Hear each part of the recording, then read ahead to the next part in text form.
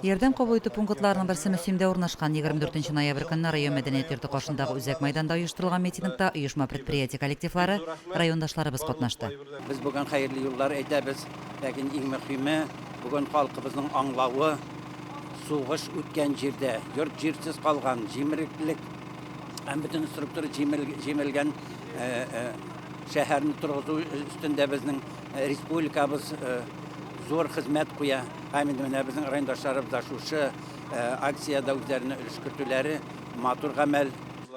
Мөслим җирлеге ярдәмчел халкы белән мактаулы изге җомга көнендә райондашларыбызның игелек дәфтәренә тагын бер матур гамәл язылды. Лисичанск һәм Рубежный шәһәрләре халкына гуманитар йөк машинасы узатылды.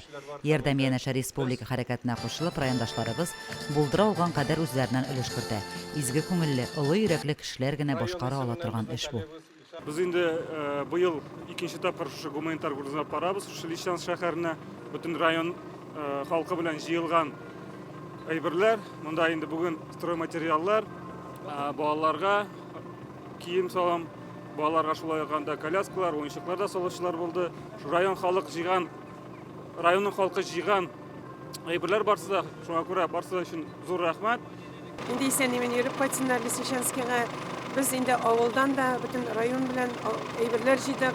Балалар өчен дә бик күп актив катнаштылар. Бик зур рәхмәт әйтәм бар кешегә дә.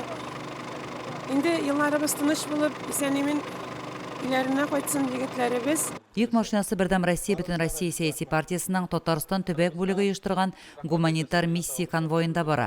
Ярдәм җыюда оешмалар, район халкы, депутатлар, партияның җирле бүлекчәсе вәкилләре дә катнашты. Гуманитар йөкне әзерләүгә Бердәм Россия фракциясеннән Россия Федерациясе Дәүләт Думасы депутаты Руслан Гаджиев та аерым өлеш кертте. Бу чарада да ул 100 мең сум күләмендә матди ярдәм күрсәтте. Лилия Шәймиева, Динар Нуртдинов, Мөслим телевидениесе.